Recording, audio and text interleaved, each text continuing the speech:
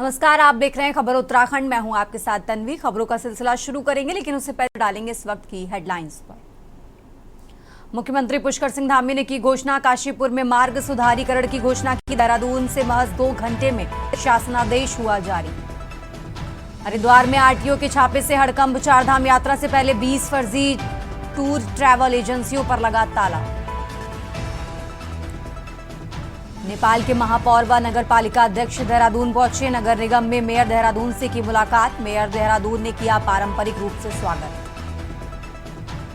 पहलगाम आतंकी हमले के बाद बड़ी सतर्कता। राज्य में सभी पर्यटन और धार्मिक स्थलों पर सतर्कता बढ़ाने के निर्देश। चारधाम यात्रा के मद्देनजर दिए गए निर्देश। पहलगाम में खुलेआम नरसंहार को लेकर कोटद्वार में आक्रोश। पूर्व सैनिक सेवा परिषद ने की कड़ी निंदा। दोषियों की कड़ी कार्रवाई की मांग की। उत्तराखंड में आज से फिर शुरू होगा बारिश का दौर। अगले 4 दिन जमकर बरसेंगे बादल।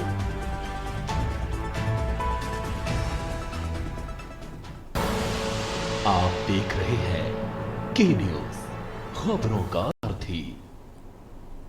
और चलिए अब रुक करते हैं खबरों का। नगर निगम देहरादून में नेपाल के महापौर व नगर पालिका के अध्यक्ष पहुंचे, जहां उन्होंने मेयर देहरादून से मुलाकात की। मेयर देहरादून ने भी उनका पारंपरिक रूप से स्वागत करते हुए शॉल व बाबा केदारनाथ धाम की प्रतिमा भी भेंट स्वरूप दी। इस दौरान नेपाल के मेयर अशोक कुमार ने कहा कि हमारा यहां आने का उद्देश्य यहां की कार्यप्रणाली को समझना, जल कूड़ा प्रबंधन को लेकर जानकारी साझा करना है। वहीं मेयर देहरादून ने भी कहा कि दोनों देशों के मेयर के आपसी सहयोग व साझा ज्ञान को लेकर ये महत्वपूर्ण मुलाकात रही।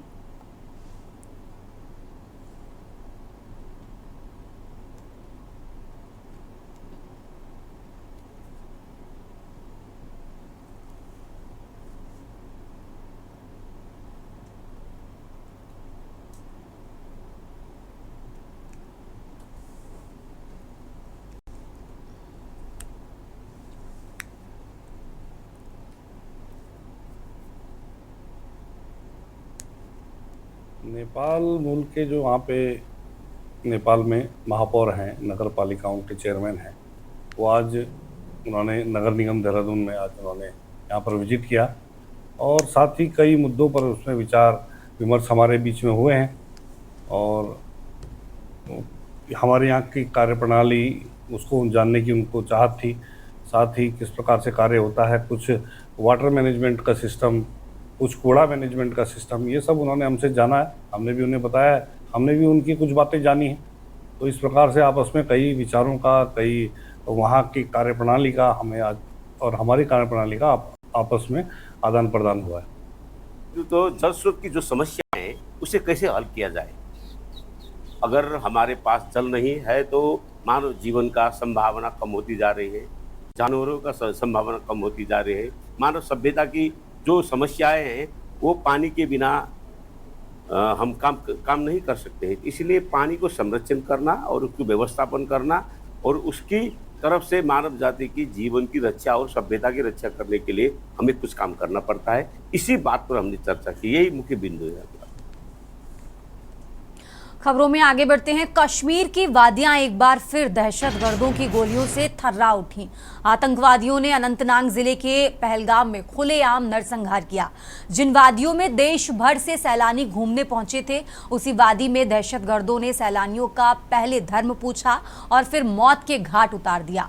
दहशतगर्दों ने 1-2 नहीं बल्कि 26 सैलानियों को चुन चुन कर मारा। इस पूरी घटना का पूर्व सैनिक सेवा परिषद ने कड़ी निंदा करते हुए दोषियों के खिलाफ कड़ी कार्रवाई की मांग की है। जा रहा है जबकि 100-200 आदमी जाते हैं तो वहाँ पे सुरक्षा एजेंसियां होती हैं, उनकी प्रोटेक्शन में होती हैं, और यहाँ पर हजारों लोग वहाँ जा रहे हैं और वहाँ पर इस तरह की घटना हो गई है। तो ये बड़ा दुर्भाग्य है और इसको सबक लेना चाहिए हमारे सुरक्षा को भी, और जो सुरक्षा में लगे हुए हैं, जिनको फैसले लेने हैं, उनको जरूर इसमें संज्ञान लेना चाहिए। जय हिंद, जय भारत, जय उत्तराखंड। खबरों में आगे बढ़ते हैं। जम्मू कश्मीर के पहलगाम में हुए आतंकवादी हमले में 26 से ज्यादा लोगों को आतंकवादियों ने मौत के घाट उतार दिया। आतंकवादियों ने धर्म पूछ कर हिंदुओं पर एक एक करके भून डाला। पूरे देश भर में लोगों में आक्रोश है। बात करें उत्तराखंड की तो डीजीपी ने सघन चेकिंग के आदेश दिए। देहरादून में सघन चेकिंग की गई। खुद एसएसपी अजय सिंह सड़क पर उतरकर चेकिंग करने निकले। एसएसपी अजय सिंह सभी संगठनों के लोगों और देहरादून में पढ़ाई कर रहे कश्मीरी छात्राओं से शांति बनाए रखने की अपील भी की।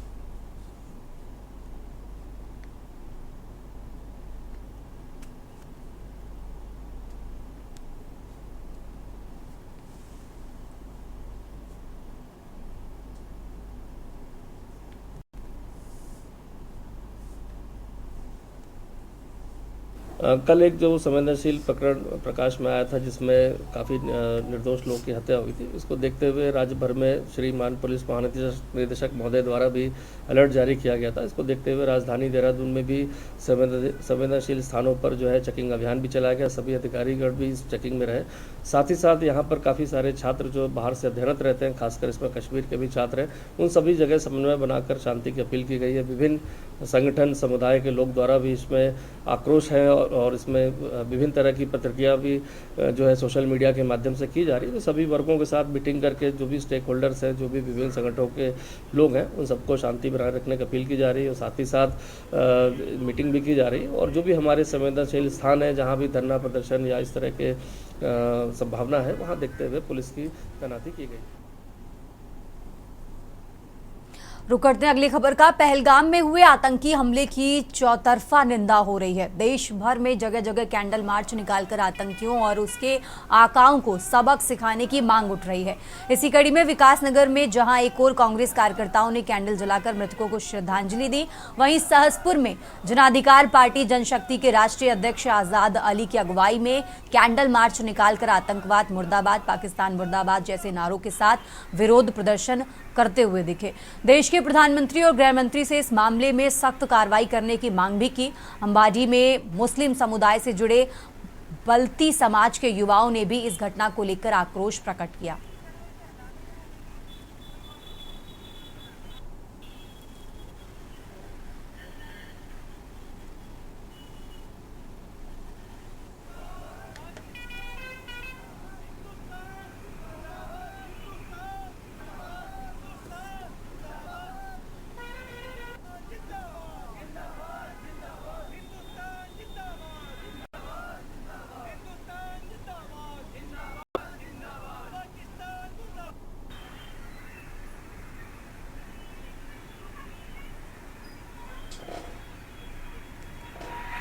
जो कश्मीर में बहुत ही कायराना आतंकवाद की घटना घटित हुई है, उसका देश विरोध कर रहा है। उसी को लेकर सहसपुर के हिंदू मुस्लिम सभी ने मिलकर एक विरोध प्रदर्शन किया, कैंडल मार्च निकाला। कैंडल मार्च निकाल के जो अपना विरोध था वो विरोध दर्ज कराया और पाकिस्तान मुर्दाबाद के नारे लगाए। और पाकिस्तान की जो कायराना हरकत है, इसका पुरजोर हम विरोध करते हैं और देश के प्रधानमंत्री से, देश के गृह मंत्री से इस बार हम बहुत ही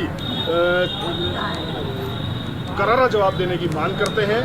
और हम चाहते हैं कि हमारे देश से, कश्मीर से इस तरह का आतंकवाद जड़ से ख़त्म हो और इस बार इस तरह का जवाब दिया जाए कि जिससे कि दोबारा इस तरह की आतंकवादी घटनाएं दोबारा ना घटित हो सके। कश्मीर के पहलगाम में आतंकवादी हमला हुआ है। कांग्रेस पार्टी उसकी घोर निंदा और भत्सना करती है।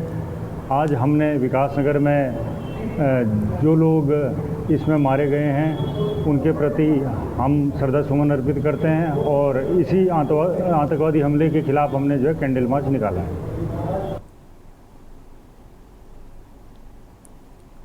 रुक करते हैं अगली खबर का। हल्द्वानी के शहीद चौक पर पहलगाम में हुए आतंकी हमले में मारे गए लोगों को श्रद्धांजलि देते हुए लोगों ने कैंडल मार्च निकालकर श्रद्धा सुमन अर्पित किए।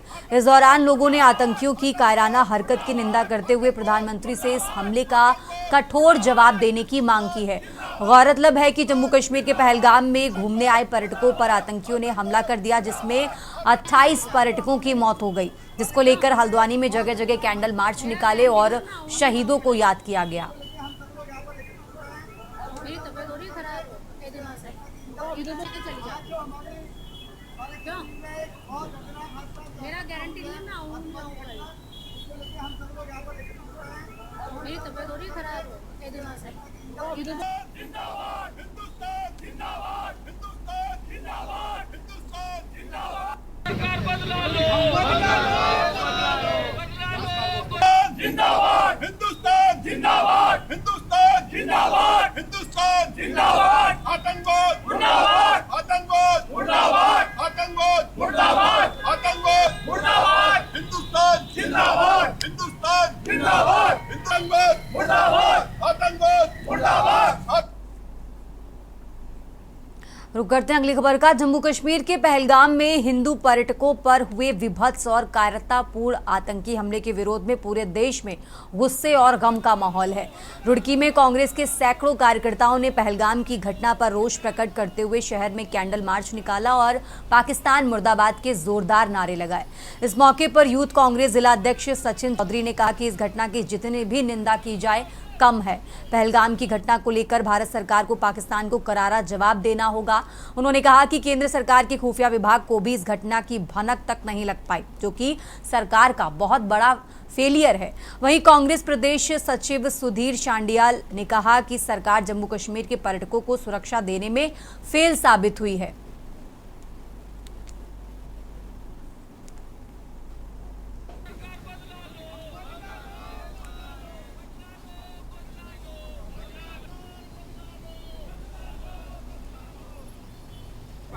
किसी राज्य में अगर कोई पर्यटक घूमने के लिए गया तो इतना कायराना हमला किया गया और हम सभी कांग्रेसी इसकी कड़ी निंदा करते हैं और सरकार से मांग करते हैं कि जल्द से जल्द ये दोषी जो हैं इनको इसी तरीके से खुलेआम इनकी हत्या की जाए और खुलेआम इनको फांसी की सजा दी जाए। वो भी जम्मू कश्मीर के लाल चौक पर इनको फांसी की सजा दी जानी चाहिए। सचिन भाई, इससे अन्य नस्लें भी इनकी सुधरे, क्योंकि आतंकवादी का कोई धर्म कोई जाति नहीं होती। जिस बहुत ही दर्दनाक और दयनीय हादसा हुआ है। हमारी सरकार इस पे तुरंत एक्शन ले। निंदा बहुत हुई, अब एक्शन का समय है। 32 के बदले अगर 32,000 नहीं आते तो जो हमारी दिव्यांगत आत्माएं उन्हें शांति नहीं मिलेगी। सिर्फ निंदा निंदा निंदा निंदा, सभी लोग परेशान आ गए। ये जो मिसाइलें, ये जो जितने रॉकेट्स, लॉन्चर्स, बॉम्ब, सेना है, ये दिखाने के लिए नहीं है 26 जनवरी और 15 अगस्त पर। इनको उपयोग में लाइए और पाकिस्तान पे अटैक करिए। जो हमारा कश्मीर का हिस्सा उन्होंने दबाया हुआ है उसको वापस लीजिए और 32 के बदले 32,000 सर, जब तक इस देश की धरती पे नहीं वापस लौटेंगे आतंकवादियों के, तब तक हमारे देश के नागरिकों को शांति नहीं मिलेगी। हमारे जो दिव्यांगत आत्माएं हैं उन्हें शांति नहीं मिलेगी और उनके परिवारों को शांति नहीं मिलेगी। वक्फ बोर्ड संशोधन बिल जो पारित हुआ है वह लोकसभा और राज्यसभा दोनों में पर्याप्त चर्चा के बाद पारित हुआ है, कानून बन चुका है।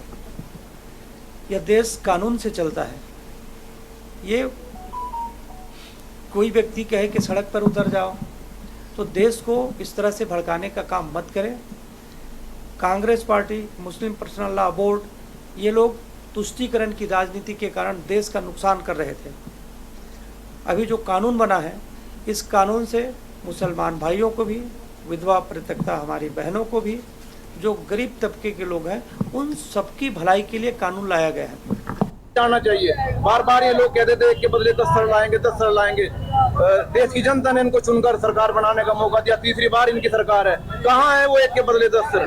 जब जब देश पर विपत्ति आती है, प्रधानमंत्री मोदी कभी जंगल में घूमने चले जाते हैं और कभी चले जाते हैं सऊदी अरब। आज देश पर विपत्ति है। मैं कहता हूँ कि प्रधानमंत्री जी, पूरा देश आपके साथ है। आप बदला लें। हमारे जो निर्दोष लोग वहां गए हुए थे घूमने पूरे देश से, उनको मार दिया गया। और प्रधानमंत्री जी अभी निंदा ही कर रहे हैं। 44 सैनिकों को पुलवामा वहां मार दिया गया था। वो RDX कहां से आज तक उसकी कोई चिंता नहीं है, कोई उसकी कोई जांच नहीं हो रही है। यहाँ रुकते हैं एक छोटे से ब्रेक के लिए, फौरन हाजिर होते हैं। आप देख रहे हैं के न्यूज, खबरों का सारथी। ब्रेक से वापस आ चुके हैं, रुक करते हैं खबरों का। बात कर रहे हैं देहरादून की। देहरादून से खबर आपको बता रहे हैं, जहां पहलगाम आतंकी हमले के बाद सतर्कता बढ़ी है। सभी पर्यटन और धार्मिक स्थलों पर सतर्कता बढ़ाने के निर्देश दिए हैं। राज्य में सतर्कता बढ़ाने के निर्देश दिए गए। तो देहरादून से बड़ी खबर आपको बता रहे हैं, चारधाम यात्रा के मद्देनजर ये निर्देश जारी किए गए हैं। खुफिया तंत्र को अति सक्रिय होने के लिए कहा गया है। तो ये बड़ी खबर देहरादून से आपको बता रहे हैं। सभी पर्यटन और धार्मिक स्थलों पर सतर्कता बढ़ाने के निर्देश दिए गए।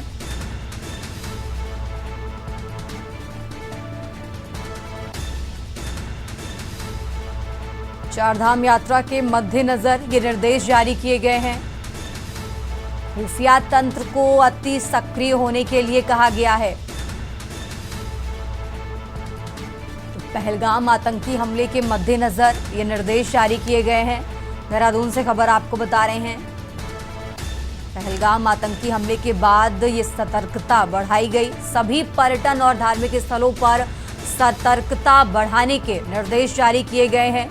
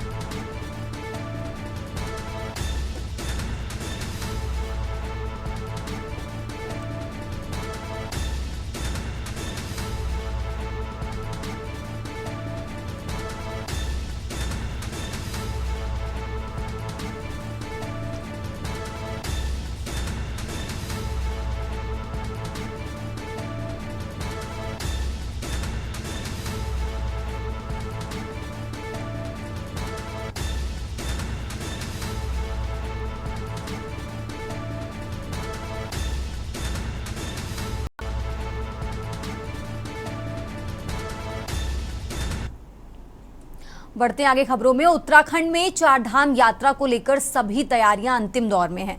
30 अप्रैल से गंगोत्री यमुनोत्री धाम के कपाट खुलने के साथ ही यात्रा शुरू हो जाएगी। 28 अप्रैल से यात्रियों के आने का सिलसिला भी शुरू हो जाएगा। अब तक 19,30,000 श्रद्धालु चारों धामों में दर्शन के लिए रजिस्ट्रेशन करा चुके हैं। ये सिर्फ ऑनलाइन रजिस्ट्रेशन का आंकड़ा है। 28 अप्रैल से हरिद्वार, ऋषिकेश, विकासनगर और हरबतपुर में ऑफलाइन काउंटर खोले जाएंगे। इस बार चारों धामों में विदेशी नागरिक भी चारधाम यात्रा पर आने के लिए उत्साहित हैं। अब तक 17,000 से ज्यादा विदेशी नागरिक भी यात्रा के लिए पंजीकरण करा चुके हैं। वहीं विपक्ष ने सरकार की तैयारियों को लेकर सवाल खड़े किए हैं। कांग्रेस का आरोप है कि उत्तराखंड में कोई रोड सेफ्टी अरेंजमेंट सरकार के पास नहीं है। यही कारण है कि प्रदेश में आने वाले यात्री और हर साल सड़क हादसों में मरने वालों का ग्राफ लगातार बढ़ता जा रहा है। धामों में आने वाले श्रद्धालुओं की बढ़ती संख्या को देखते हुए विपक्ष ने व्यवस्था को लेकर कई सवाल खड़े किए हैं। ये रिपोर्ट देखिए। हम यात्रा की तैयारियों को लेकर मुख्यमंत्री पुष्कर सिंह धामी के निर्देश पर आपदा प्रबंधन प्राधिकरण की बड़ी बैठक आयोजित की गई है, जिसमें 24 अप्रैल को उत्तराखंड के विभिन्न जिलों में आयोजित होने जा रही मॉक ड्रिल के बारे में विस्तृत चर्चा की गई। इस दौरान नेशनल डिजास्टर मैनेजमेंट अथॉरिटी और Uttarakhand state disaster management authority के आलाधिकारी मौजूद रहे। एनडीएमए के सदस्य सैयद अता हसनैन ने बताया कि चारधाम यात्रा केंद्रीय गृह मंत्रालय के नजरिए से बेहद महत्वपूर्ण है। यात्रियों के दर्शन से लेकर सुरक्षा और उनके मूलभूत सुविधा प्रदान करने के लिए ये बैठक का आयोजन किया गया है। वहीं मॉक ड्रिल में 7 जिलों में 15 क्षेत्रों में विभिन्न यात्रा की विभिन्न तैयारियों जैसे भूकंप, लैंडस्लाइड, अतिवृष्टि, बादल फटना जैसी आपदा से निपटने का प्रयास किया जाएगा। वहीं उत्तराखंड आपदा प्रबंधन के सचिव विनोद सुमन ने बताया कि चारधाम यात्रा से सीधे जुड़े विभागों और जिला प्रशासन के साथ टेबल टॉप किया जा रहा है, जिससे आपदा के दौरान सभी विभागों में समन्वय बन सके। यात्रा को लेकर सभी तैयारियां हमारी लगभग पूरी हो चुकी हैं और लगातार समीक्षाएं हो रही हैं। हमारा प्रयास है कि सभी जो यात्रा को संचालित करने वाले हमारे स्टेक होल्डर्स हैं, उन सभी से संवाद स्थापित करके और जहां भी यात्रा में किसी प्रकार की अगर उसको विस्तार की आवश्यकता पड़ती है या कोई और काम करना पड़ता है तो हम वो सब काम लगातार करेंगे, लगातार संवाद बनाएंगे। आने वाले श्रद्धालुओं को, तीर्थयात्रियों को यात्रा में किसी प्रकार का कठिनाइयों का सामना न करना पड़े, उनकी सुरक्षा भी हो और साथ ही साथ जो हमारे होटल व्यवसायी हैं, टैक्सी वाले हैं, हमारे टूर गाइड हैं, हमारे तीर्थ पुरोहित हैं, जो भी लोग यात्रा को संचालित करते हैं, उन सब का काम चलना चाहिए और उसके निमित्त उत्तराखंड आने वाले प्रत्येक श्रद्धालु को उत्तराखंड में हम यात्रा कराएंगे। ये हमारा देखिए, हर साल के तरह चारधाम यात्रा शुरू होने वाली है और आपको मालूम है कि उत्तराखंड की ये मेन यात्रा यही है। एक बहुत ज़बरदस्त इवेंट होता है ये, जिसमें तकरीबन 50 से 60 लाख लोग इसके अंदर आते हैं, पूरे देश से बाहर आते हैं और उस विचार से आते हैं कि यहाँ आकर मत्था टेक कर चार धामों में और वापस सुरक्षित जाएं। और हमारा भी मकसद यही होना चाहिए कि जितने ये यात्री आ रहे हैं, बड़ी उम्मीदों के साथ जो आ रहे हैं और इन धामों में आ रहे हैं, वो भी आकर उनको पूरी अपॉर्चुनिटी मिले अपना मत्था टेकने की और बिल्कुल सिक्योर तरीके से वापस अपने घर लौटें। तब यात्रा जो है वो हम समझ सकते हैं कि कंप्लीट हुई है। कि चारधाम यात्रा उत्तराखंड के लिए बहुत ही महत्वपूर्ण आयोजन होता है। माननीय मुख्यमंत्री जी द्वारा लगातार विभागों के साथ, जिलाधिकारियों के साथ और संबंधित अधिकारियों के साथ बैठक की जा रही है। अब तक कई बार बैठकें हो गई हैं। उसी के क्रम में एनडीएमए के सहयोग से आज यहाँ पर मॉक ड्रिल का आयोजन किया जा रहा है। इसमें यात्रा के दौरान किस किस प्रकार की आपदा आ सकती है, किस तरह से हम उसको हैंडल करते हैं, अब तक हमारे क्या अनुभव रहे हैं, कहाँ पे हम सफल रहे हैं, कहाँ पे असफल हुए हैं, जहाँ पे असफल हुए हैं क्यों असफल हुए हैं और उसका क्या कारण है, उसका एनालिसिस कर रहे हैं। और इसके बाद जब आपदा कभी आती है तो रिस्पांस हम कैसे करें कि हम सफलतापूर्वक उसको देख सकें। वहीं चारधाम यात्रा को लेकर बीजेपी सरकार संतुष्ट नजर आ रही है, तो कांग्रेस प्रदेश अध्यक्ष करण माहरा का कहना है कि इस साल चारधाम की यात्रा शुरू होने के बाद सरकार की लचर व्यवस्था की पोल खुल जाएगी, क्योंकि न तो चारधाम यात्रा में पड़ाव की अच्छी व्यवस्था है और न ही चिकित्सा स्वास्थ्य। कांग्रेस ने साल दर साल बढ़ रहे सड़क हादसों में मौतों के आंकड़ों को लेकर सरकार पर निशाना भी साधा है। कांग्रेस के उपाध्यक्ष संगठन सूर्यकांत धस्माना ने कहा कि 30 अप्रैल से चारधाम यात्रा की शुरुआत होने जा रही है, लेकिन उत्तराखंड में कोई रोड सेफ्टी अरेंजमेंट नहीं है। सूर्यकांत धस्माना ने कहा कि हर साल सड़क हादसों में मरने वालों का ग्राफ लगातार बढ़ता जा रहा है। 2024 में ओवर स्पीड और रेस ड्राइविंग में 983 लोगों ने जान गंवाई थी। सूर्यकांत धस्माना ने सरकार से मांग की है कि वह चारधाम यात्रा शुरू होने से पहले रोड सेफ्टी अरेंजमेंट कर लें, ताकि जो यात्री यहां यात्रा करने आए वह सुरक्षित वापस जाए। इस बार सरकार की व्यवस्थाओं को कोई व्यवस्था नहीं है, शुरू होने दीजिए, पता चल जाएगा। डॉक्टर्स की स्थिति वहाँ व्यवस्था की गई है नहीं की गई है, पड़ाव में कितने लोगों की व्यवस्था, पानी की, पार्किंग की क्या व्यवस्थाएं कर रखी है, रूट्स किस तरीके से बना रखे। पिछले बार आपने देखा होगा कई ऐसी जगहें हैं जहाँ होम स्टेज बने, वहाँ को पुलिस ने लोगों को जाने ही नहीं दिया, होम स्टे भी खाली रहे और अव्यवस्था भी रही। तो ये सब चीज़ें हैं, उस पर कितना सरकार का ध्यान। आंकड़ों पे हमको नहीं जाना, हमको ये देखना कि मेरे उत्तराखंड को क्या मिला है। देखिए, रोड सेफ्टी अरेंजमेंट्स पूरे पहाड़ में बहुत कमज़ोर है।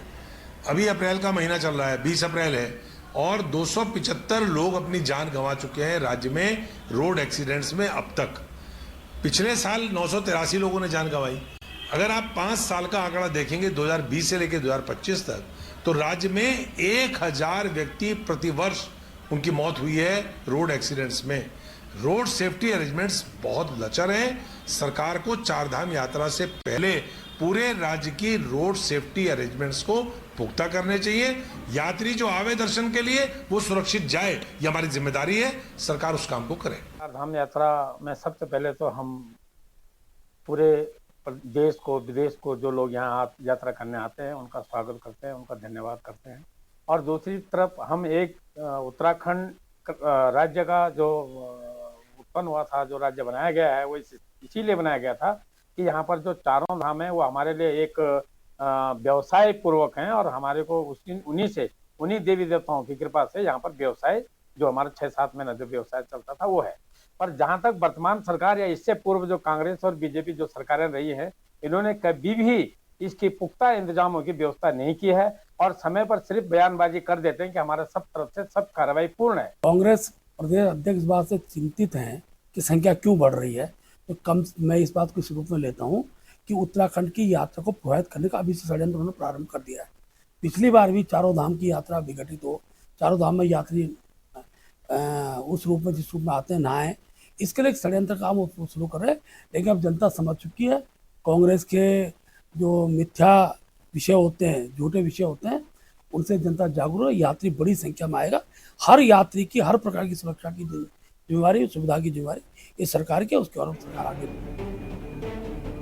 जानकारी के मुताबिक अब तक यात्रा रूट पर लैंडस्लाइड जोन की संख्या 35 से बढ़कर 60 हो चुकी है। वहीं एक्सीडेंट संभावित क्षेत्रों की संख्या भी 80 से बढ़कर 120 हो गई। यानी यात्रा मार्ग अब और ज्यादा संवेदनशील हो चुका है। उत्तराखंड पुलिस ने चारधाम यात्रा मार्गों पर डेंजर जोन और एक्सीडेंट स्पॉट की एक विस्तृत रिपोर्ट तैयार कर शासन को भेज दी। इन जोन में तुरंत सुधार व दोनों तरफ जेसीबी वाहन तैनात करने की मांग भी रखी गई है, ताकि किसी भी इमरजेंसी में मलबा तुरंत हटाया जा सके। मुख्यमंत्री लगातार यात्रा को लेकर अधिकारियों के साथ समीक्षा बैठक भी कर रहे हैं और सरकार की ओर से बेहतर रिकॉर्ड तोड़ यात्रा करने का दावा भी किया जा रहा है। लेकिन विपक्ष सरकार के सभी दावों को फेल बता रहा है। अब देखना होगा कि सरकार विपक्ष के आरोपों के बीच सफल यात्रा कराने में कामयाब होगी। Uttarakhand desk report.